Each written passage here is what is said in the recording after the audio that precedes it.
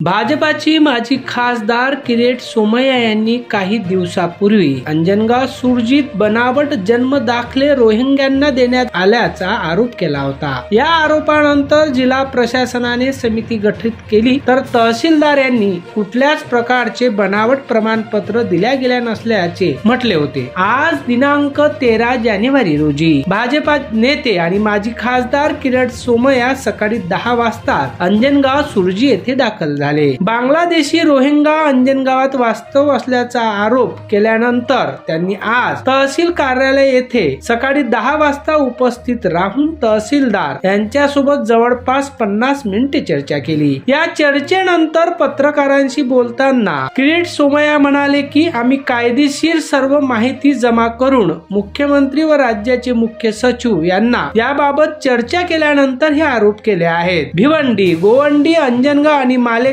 Rohingya प्रकरणात चौकशी व्हावी अशी आमची मागणी आहे। भारतातील रहिवासी असलेल्यांना कुठला त्रास होणार नाही आणि त्यांची कागदपत्रांची फेर तपासणी करण्यात यावी, जेणेकरून खरा प्रकार पुढे येईल असेही ते म्हणाले। बांगलादेशी रोहिंग्या प्रकरणात जिल्हाधिकारी यांनी यापूर्वी समिती गठीत केली, तर तहसीलदार यांनी हे असे कुठलेच प्रमाणपत्र दिल्या गेल्या नसल्याचे म्हटले असताना आज अंजनगाव येथे किरीट सोमय्या यांनी या प्रकरणाची संपूर्ण चौकशी व्हावी, खरा प्रकार समोर येईल असे म्हटले आहे। एकंदरीत राज्यात बांगलादेशी मोठ्या प्रमाणात घुसल्याचेही किरीट सोमय्या यांनी आरोप केला आहे। मात्र याबाबत अद्याप तरी अंजनगाव शहरात कोणी रोहिंग्या असल्याचं स्पष्ट झाले नाही। तर दुसरीकडे खासदार बळवंत वानकडे यांनी आरोप केला आहे की भाजपा नेते किरीट सोमय्या हे अंजनगाव आणि जिल्ह्यातलं वातावरण खराब करू इच्छितात। अंजनगावात कुठलाच रोहिंग्या नाही, मात्र राजकारण भाजपाकडून केल्या जात असल्याचा आरोप केला आहे।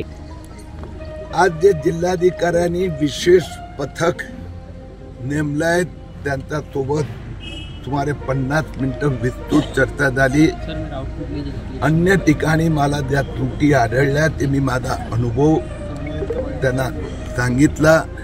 अन्य ठिकाणचे कशा पद्धतीने अशा प्रकाराने हा एक मोठ्या प्रमाणात रॅकेट सुरू झालेला आहे। भिवंडी असो, गोवंडी असो किंवा अंजनगाव असो की मालेगाव असो, तरी हे कुठलं तरी ग्रुप मोठं काम करते। त्याची मोडस ऑपरेंडी मी त्यांना समजवली आहे। ते आता तपास 2 भागात करणार आहेत। एक जे काही 569 की काही जे जन्म प्रमाणपत्र देण्यात आले त्याची ते फेर तपासणी करणार आणि तशाच पद्धतीने जे नवीन आलेल्या अर्ज ते चेक करणार। मला विश्वास आहे की मोठ्या प्रमाणात बोगस आलेले त्यात काही डाऊटच नाही, शंकाच नाही। पण जे इथे भारतीय, इथे ज्यांचा जन्म झालेला आहे आणि चुकून, कारण की कुणाचं जन्म प्रमाणपत्र 60 वर्ष, 70 वर्ष, 50 वर्ष, 4 वर्ष राहूच शकत नाही, तो जगणार कसं? तर कुणाचं राहिलं असेल आणि दिलं असेल काही हरकत नाही। बाहेरची लोक बांगलादेशी रोहिंग्या आले आहेत, त्यांना परत जावं। तुम्ही जेव्हा तक्रार केली तेव्हा 1100 लोक आहेत असं सांगितलं होतं, मात्र तेव्हा त्याच वेळी तहसीलदारांनी असंही म्हटलं होतं की ही जी तक्रार आहे या तक्रारीमध्ये कोणते तथ्य नाही आणि जी 1100 लोक आहेत ती इथलीच आहे। पण आता तुम्ही जेव्हा भेट घेतली तेव्हा नेमकं काय त्या तक्रारीमध्ये सांगितलं? तर त्या दिवशी, पहिल्या दिवशी त्या दिवशी जी चर्चा झाली त्या ताईंना लक्षात नव्हते। जिल्हाधिकारी पासून महसूल मंत्री, मुख्यमंत्री सगळ्यांची, गृह सचिव चर्चा झाल्यानंतर हे माझं विधान होतं आणि बाकी ठिकाणी कशा प्रकाराने फसवणूक केली जाते तर यांना आता पूर्ण सगळी तपास यंत्रणा यांच्या समर्थनात उभी राहणार।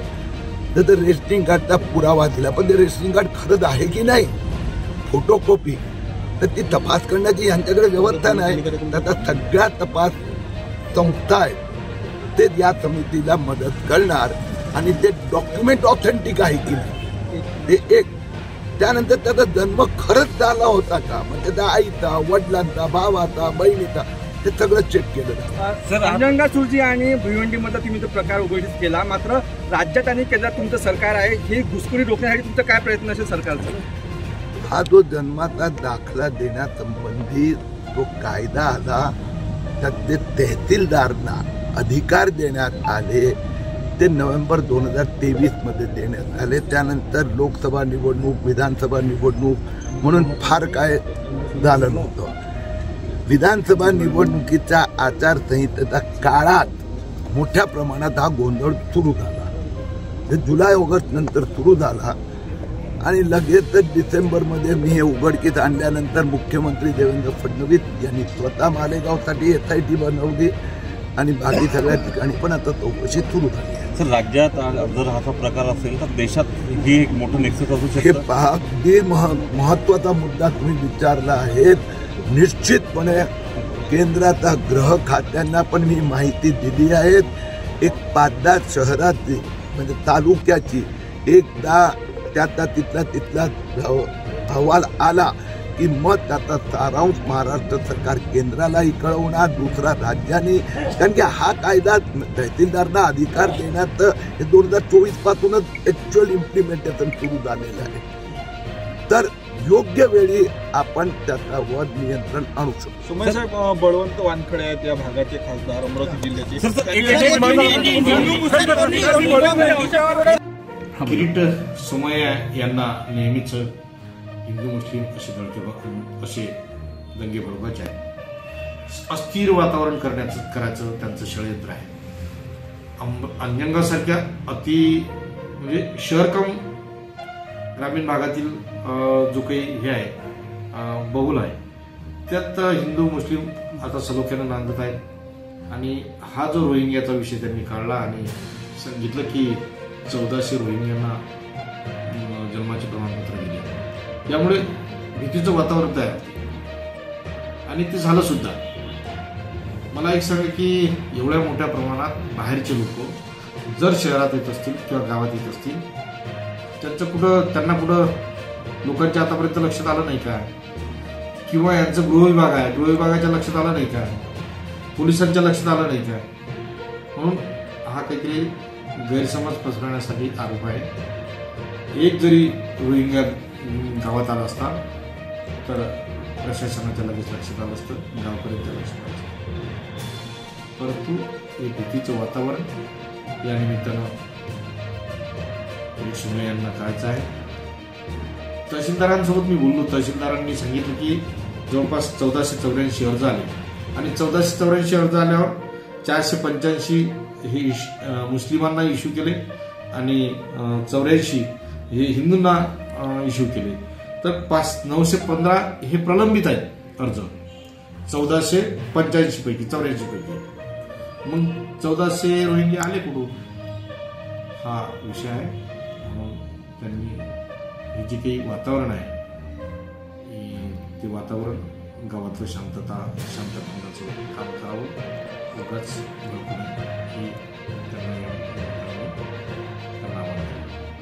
सोळंकी दाभेराव, तहसीलदार अंजनगाव सुरजी. रात्री मला किरीट सोमय्यांचा जेव्हा फोन आला त्यांनी मला असं सांगितलं की मालेगावमध्ये जो विषय झालेला आहे त्या मालेगावमध्ये असे बांगलादेशी लोक आढळलेले आहेत, त्याच्यामुळे त्यांना असे आदेश वाटप केलेले आहेत. तर असा प्रकार अंजनगावचा आहे का? म्हटलं असं तर काही झालेलं नाही अंजनगावला.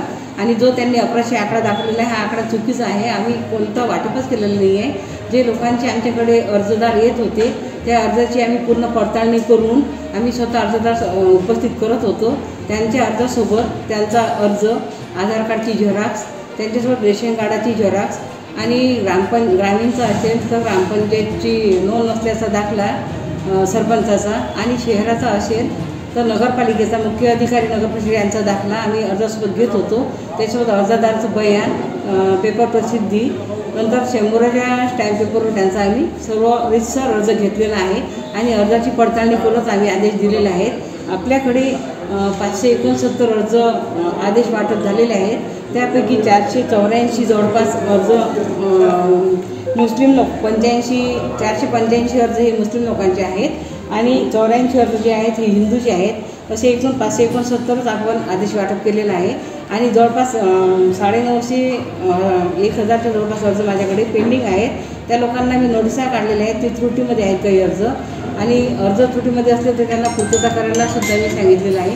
असं कोणत्याही चुकीचं किंवा गैरप्रकार केलेला नाही आहे. जे काम आम्ही केलेलं आहे ते रितसर आदेशाप्रमाणेच केलेलं आहे आणि याच्यामध्ये कोणतीही आमची चूक झालेली नाही किंवा आम्ही गैरप्रकारांनी आदेश वाटप केलेला नाही आहे. मी जे काम केलेलं आहे ते योग्य आहे कामाचं म्हणजे खात्री करून आम्ही आदेश दिलेले आहेत। यामध्ये जे त्यांनी हे केलं आहे की बांगलादेशी रोहिंग्या नाही, बांगलादेशीचा इथं काही संबंध नाही आहे। अर्जदार हे अंजनगाव तालुक्यातले रहिवासी आहेत। अंजनगाव तालुक्यातले अर्जदार माझ्याकडे आले तर मी कागदपत्रांची पूर्तता करून त्यांना दिलेले आहे।